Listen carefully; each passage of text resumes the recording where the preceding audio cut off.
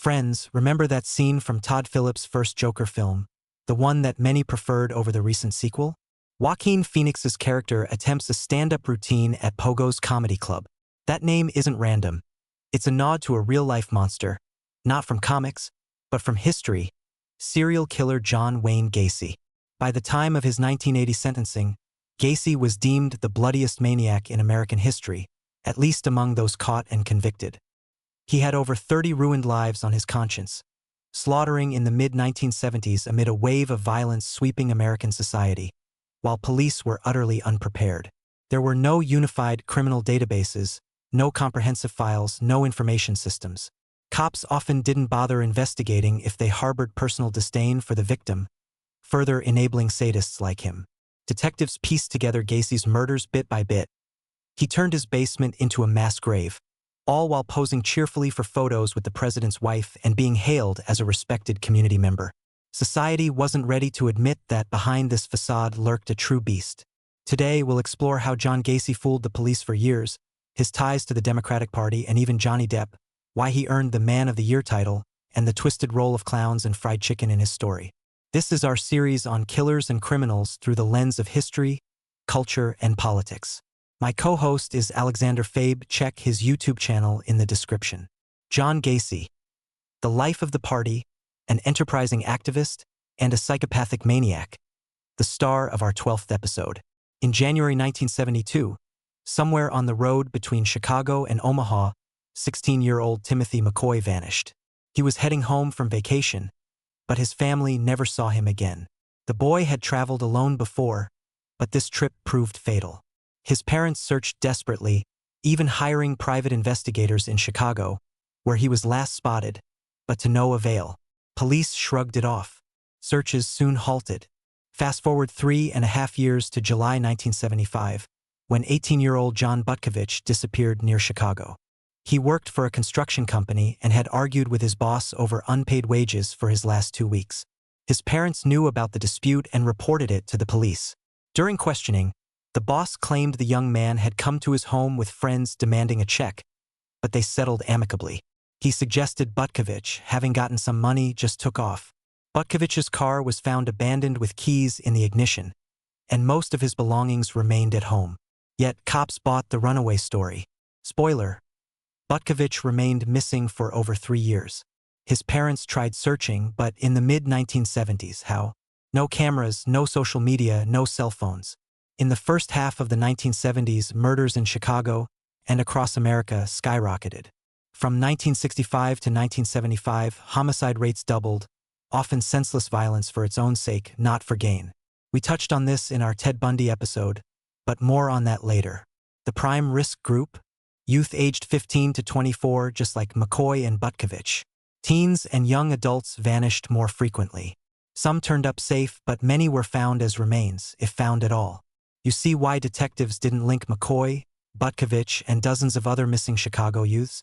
No bodies meant no confirmed murders. Kidnapping was just one theory. No corpse, no case. Today, we know clues existed if anyone cared to dig. In December 1976, 17-year-old Gregory Godzik vanished.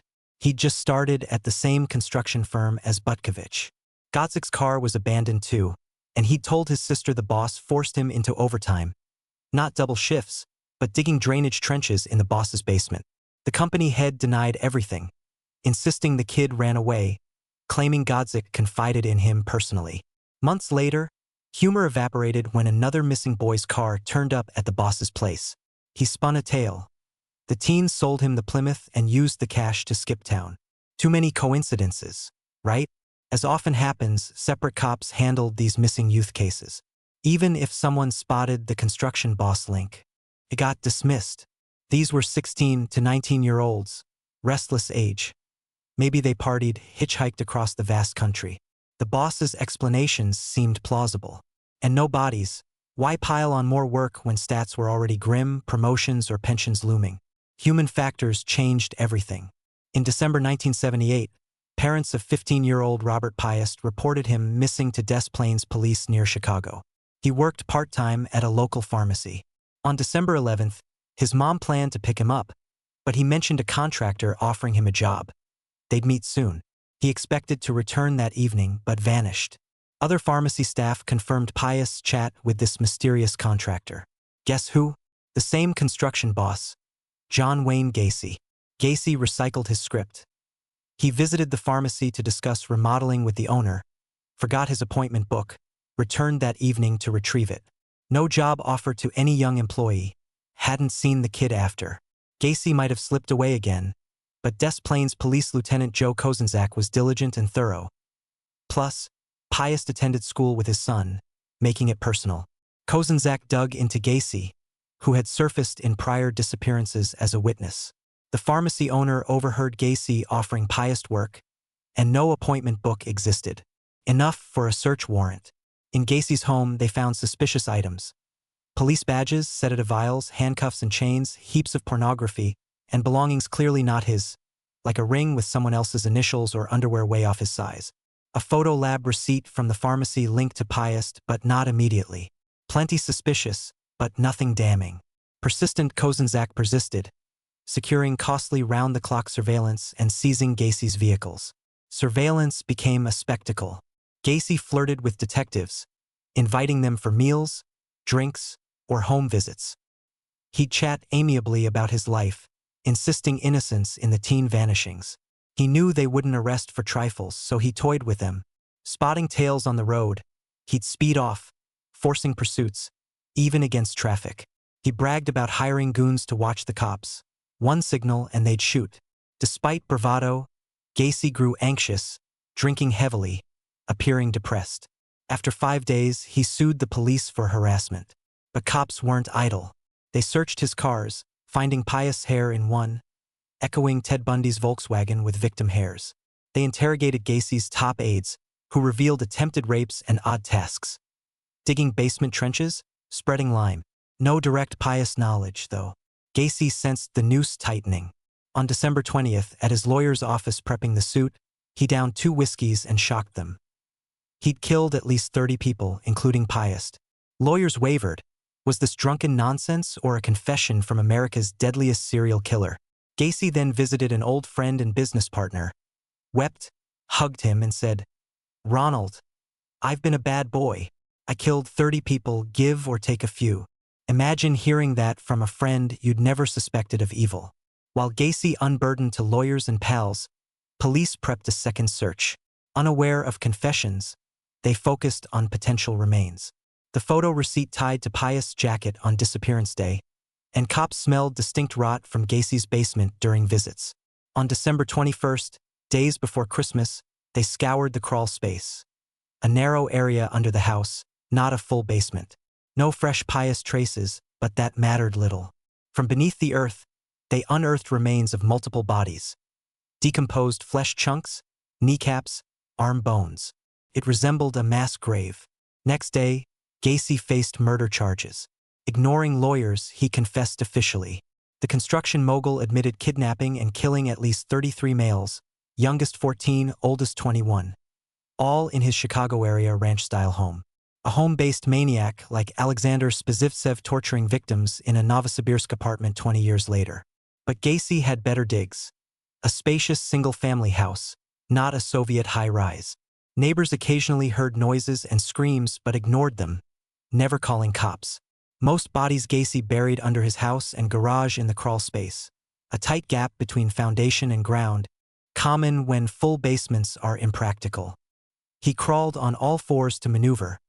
Remains lay shallow, 16 to 20 inches deep. He confessed keeping bodies for a sense of ownership, maintaining control even post-mortem. A true control freak. How did youths end up at this horror ranch? Varied ways. Some, like Butkovich, missing since 1975, worked for him. Butkovich visited Gacy's home often, dined with his wife. Colleagues called him Little John to Gacy's Big John or Papa John. Gacy killed him while his wife was away. Most crimes span spring 1976 to December 1978, post-divorce, when he lived alone. He met many victims in public, luring strangers with job promises at his firm, alcohol, or drugs. Those fake badges? Nearly 50. He'd pose as a cop, then role-play at home. Gacy first offered relaxation. Many accepted whiskey or worse. Then he'd demo a handcuff trick. cuffing himself, escaping via hidden key between fingers. He'd challenge victims to try. We'd discuss tricks later. Once cuffed, Gacy followed a grim routine: rape, humiliation, torture. His tools echoed other maniacs, like a restraint board similar to Dean Corll's in early 1970s Houston. Corll, with accomplices, raped and killed at least 28 boys, dubbed Candyman, for luring with free sweets from his family's factory. Echoes childhood warnings about strangers and candy. Not always candy for Gacy, booze and drugs sufficed, but the principle held. After hours of torment, he'd strangle most. His first, stabbed, almost accidentally. That was Timothy McCoy from our start. Gacy met him in Chicago during McCoy's layover, offered a city tour. McCoy stayed overnight. Morning, McCoy entered Gacy's bedroom, knife in hand. Gacy assumed attack, fought, overpowered the 16-year-old. On the kitchen, he saw McCoy prepping breakfast, hence the knife. No remorse. Gacy felt unparalleled pleasure, craving more, turning murder into routine. McCoy's killing triggered his depraved core. In our Bundy episode, we discussed war's impact on violence. Untreated PTSD veterans pass trauma to kids, some becoming bloody maniacs. Theories debated, but Gacy fits. Born 1942, devout homemaker mom, auto mechanic dad, a World War I vet. War ended long ago, but not for Dad, who'd lock himself drunk in the basement, conversing with dead comrades. Kids overheard. Imagine the psychic toll. Dad constantly belittled John. Dumb, helpless, sober, pleasant, drunk, aggressive, stubborn. Beatings occurred in that basement. Some psychiatrists later linked Gacy's crawl space burials to recreating childhood trauma. Mom defended young Gacy, enraging Dad more. He called him a sissy, mama's boy, predicting failure as a man, especially after catching him in mom's underwear. Insecurity plagued school.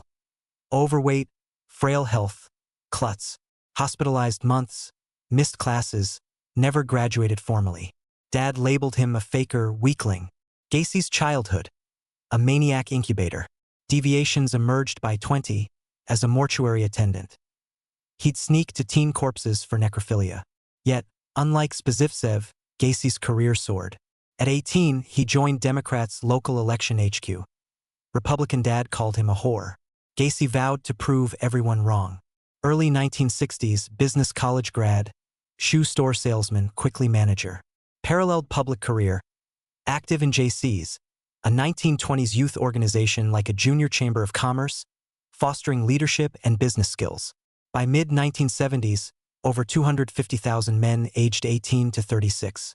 Alumni: Elvis Presley, Bill Gates, Reagan, Clinton, an elite launchpad. Gacy wasn't the only serial killer.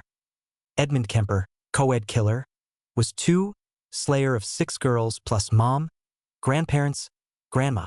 8 life terms. Still alive. Gacy joined JC's pre-killing spree, excelling. 1965.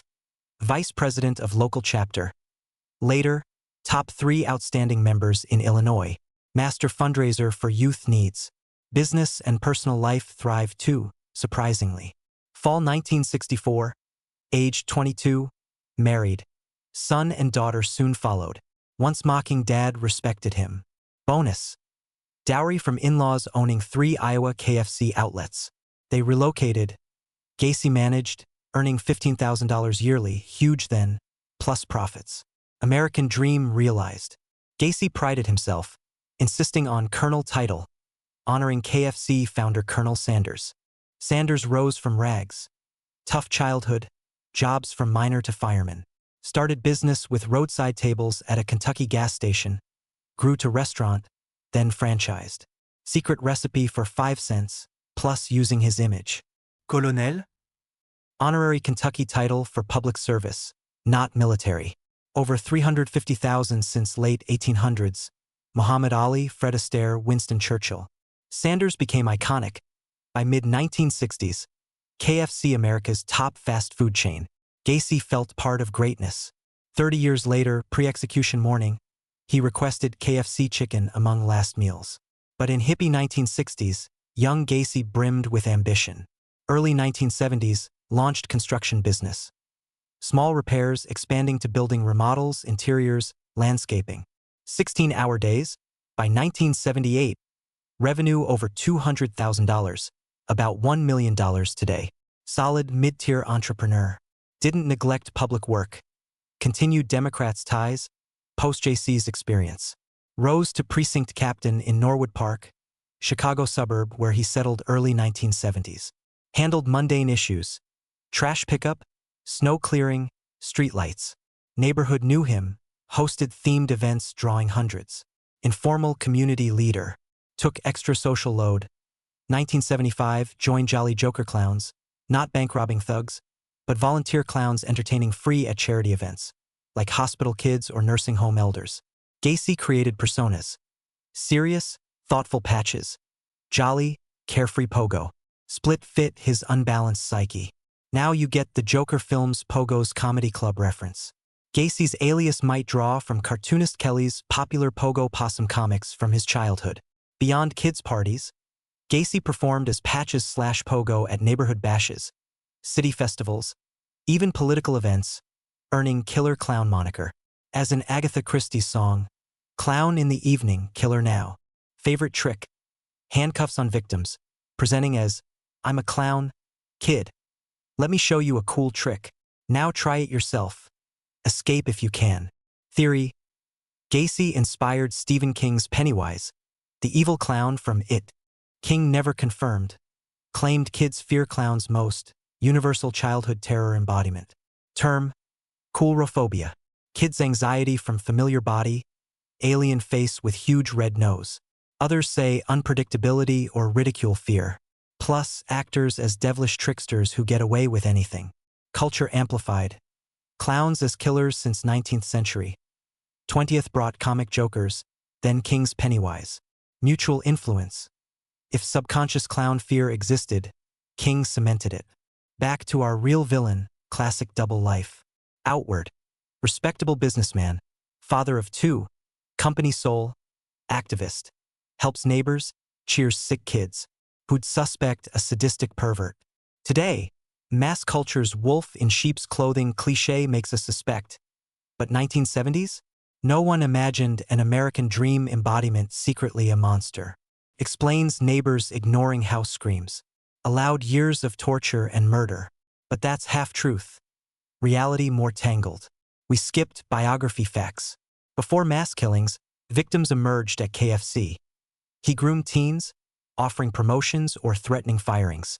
Surroundings overlooked, perhaps why violence rose.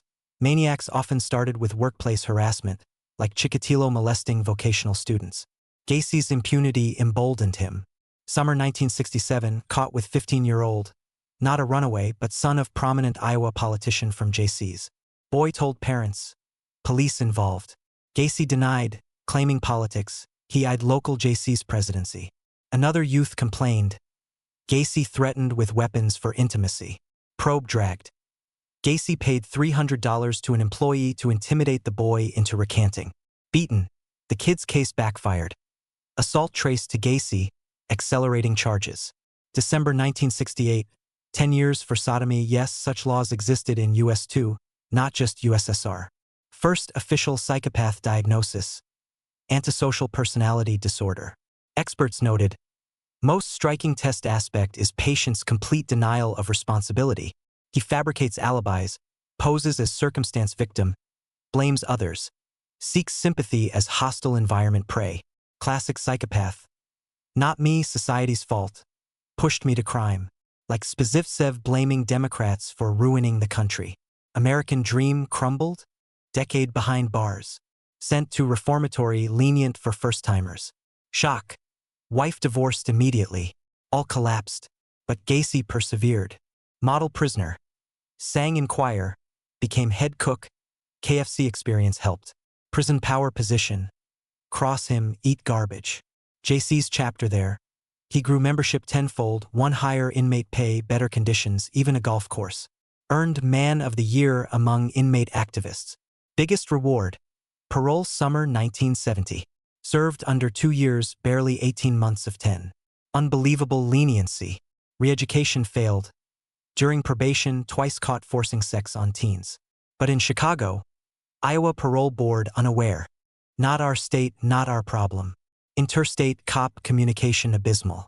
Telling, could have dug deeper, checked records, personal contacts. Cops accepted Gacy's tales. Boys jumped in his car willingly for fun. What to expect from perverts?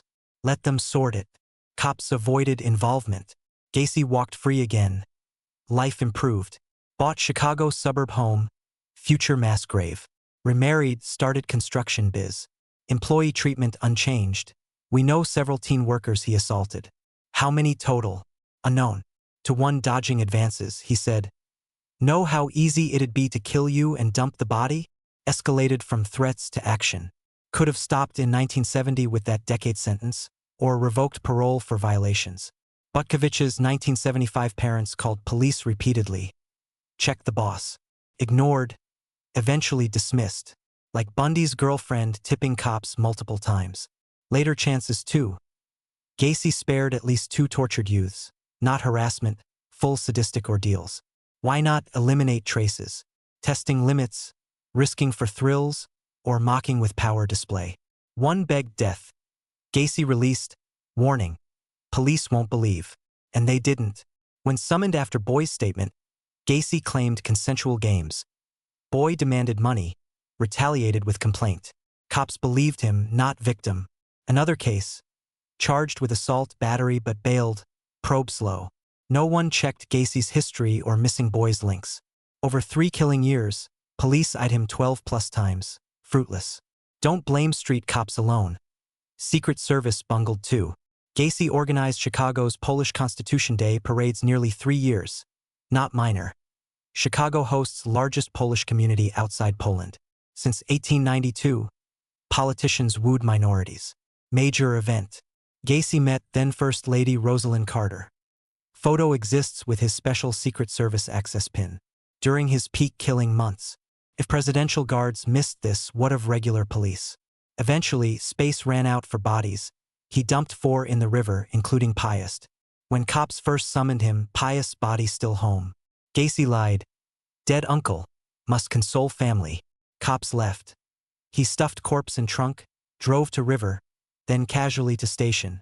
Denied knowledge. He'd have continued. No remorse. Pure thrill from impunity.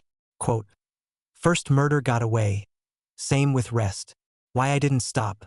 They weren't people to me. Like shopping. Buy thing, bring home, decide to break it. Break it. World has conscientious detectives. Kozenzak and team investigating Pius did basics.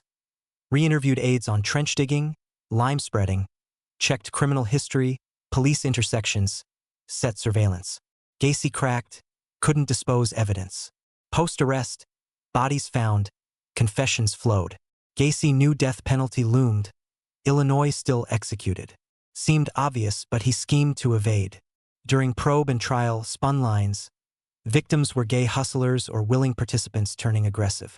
Simultaneously, convinced doctors of multiple personalities, like Billy Milligan with dissociative identity disorder hosting 24 altars. Milligan acquitted via diagnosis. Gacy claimed hardworking businessman activist politician. Two-faced clown.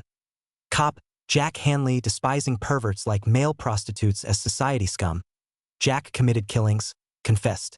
Businessman, activist, clown slept peacefully. Lawyers pushed insanity, only defense and true. If Gacy's sane, our normality notions warped. Led by Sam Amarant, to whom drunk Gacy confessed pre-arrest. Amarant and family faced threats.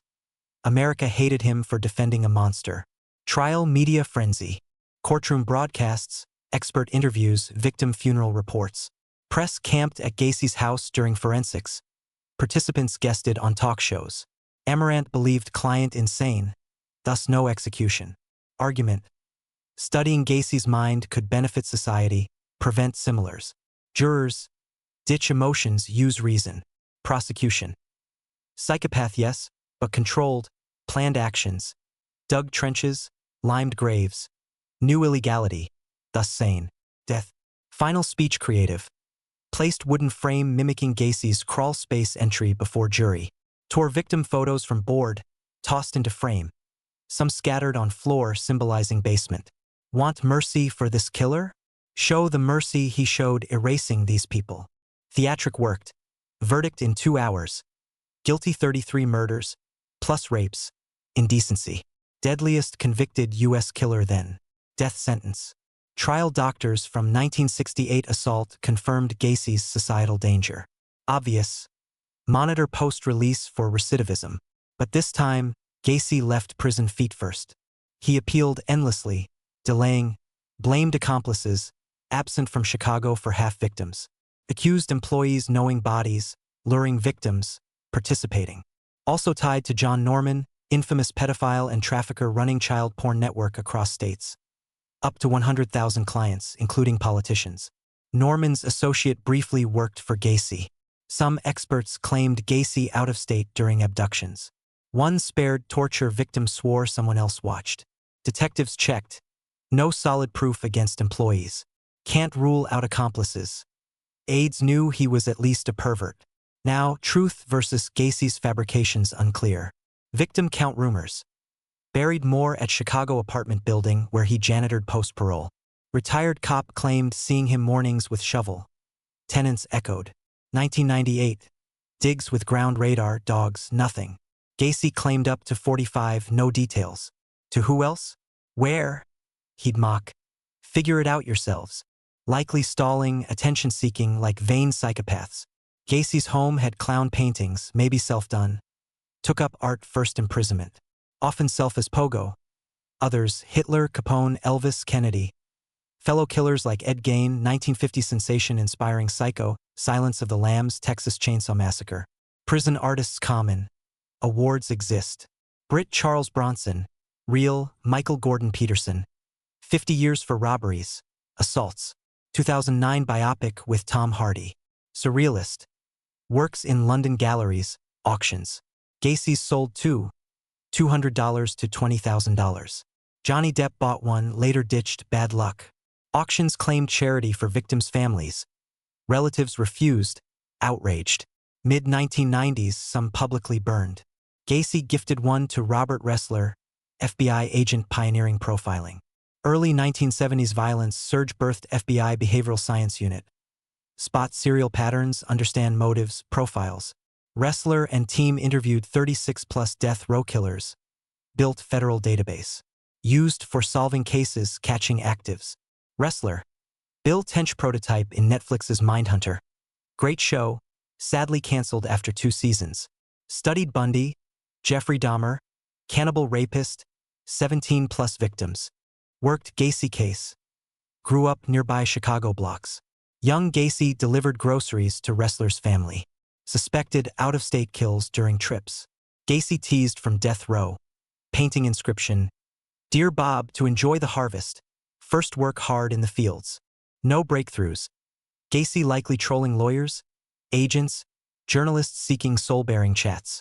One chat proved useful. Interviews with Russell Ewing, Chicago reporter famed for exposés, 8 Emmys including undercover prison stints. Master negotiator.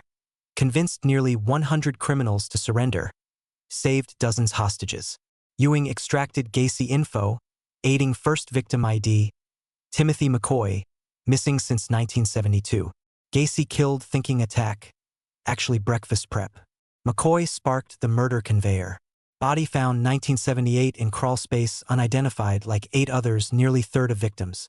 Gacy didn't know/remember names. No DNA ID then. Used dental records if relatives suspected Gacy link. 9 cases. Number 1981. Buried unnamed on various cemeteries. 1986. McCoy family read book from Ewing's interviews. Matched Gacy's first kill tale. Contacted authors. 14 years post-disappearance. Learned fate. Other John does tougher. 25 years stagnant. 2011. Police renewed ID push. Collected DNA nationwide. Any male missing 1970 to 1979. Massive ongoing. Identified 3 more. Last October 2021. DNA solved 10-plus cold cases unrelated to Gacy. His case transformed U.S. law enforcement. Mid-1970s. Chicago cops waited 72 hours before searching missing teens. Changed early 1980s. Amaranth, Gacy's lawyer, pivotal. Used client story. exploited delays. 72-hour wait scrapped, first Illinois, then nationwide. Led to National Missing Children System. Mid-1990s. Child abductions triggered emergency alerts like disasters. Initially radio/TV, then billboards. Now phone notifications/SMS. Child name, description, suspect info if known. Amber Alert. After 9-year-old Amber Hagerman's 1996 Texas abduction/murder. Saved thousands since. In 1970s, could have spared many. Monsters like Gacy wouldn't boast prison tallies. Gacy. Psychopath reveling to end. I killed 33 times. You'll kill me once. Vile cynicism, pathology, arrogant stupidity mix. Hoped for something? Nearly didn't reach execution. February 1983, cellmate attacked, not vengeance. Attacker, a rapist/murderer, in rage fit, already killed another inmate. Saved to inject lethally 11 years later. Procedure dragged 18 minutes. Chemicals hardened, clogged.